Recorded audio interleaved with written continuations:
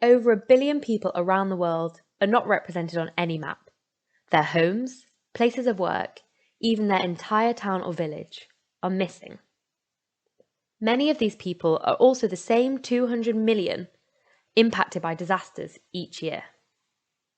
When not represented on a map, people are at risk of not being located by emergency responders or receiving critical public services. In other cases, disaster responders may have access to different information and datasets due to proprietary access restrictions. In order to respond effectively, governments and first responders need access to a shared, common, open database that can be used and approved upon by all actors. Using OpenStreetMap, HOT leverages a global community of volunteers to trace building footprints from available satellite imagery. In the past 10 years, HOT has worked to ensure that this data has reached those that need it the most. While we have found a way to help get these missing millions on the map, the data gaps ahead of us are still immense, and digitizing building footprints is just the first step. This data needs to be made open and available, and to get into the hands of local mappers who add critical attributes and details using local devices. In places like Uganda, home to over 1 million refugees, data gaps continue to cause basic human needs to go unmet, for many due to a lack of ability to assess and provide access to clean water, medical care, and more. However, open data in the hands of local mappers, including refugees themselves, are closing these gaps by combining OpenStreetMap data with local knowledge.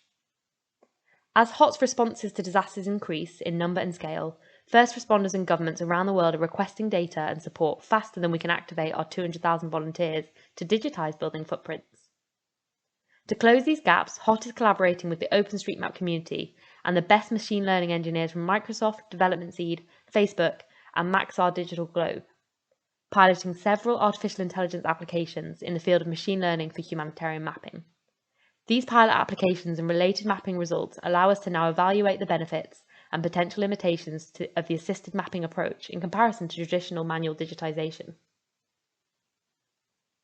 HOT has been experimenting with how machine learning will help us provide a better mapping experience that is more accurate and efficient in building maps for those responding to crises. Machine learning models can look at satellite imagery and predict the number of buildings, roads, and other artifacts in an area. This estimated information is then compared with OpenStreetMap data and works out a score that indicates the expected scale of the mapping that needs to be carried out in one task area. In the DRC, the second largest Ebola outbreak in history has caused disruptions to the healthcare system, making it difficult to handle other crises such as cholera and COVID-19. Data gaps cause critical time loss, identifying patient origins, tracing known contacts, gathering information on health facilities and capacity. Leveraging advances in Maxar and Microsoft AI and machine learning, HOT is leading a project applying machine learning models to satellite imagery to generate complete building datasets for North Kivu and Ituri, DRC, and Western Uganda. Community members will add local knowledge to the map, such as place names, community assets and vulnerabilities, healthcare, water and sanitation health, and education. This will help public health workers and humanitarian response efforts reach those in need in time. The use of AI and machine learning techniques to extract features from satellite and street-level imagery is a realistic and promising field. More and more datasets of machine learning generated geometries and information are being published, and oftentimes as open data, ready to be used for improving speed, accuracy, and the experience of mapping in OpenStreetMap. We expect this trend to continue with more datasets becoming accessible in future.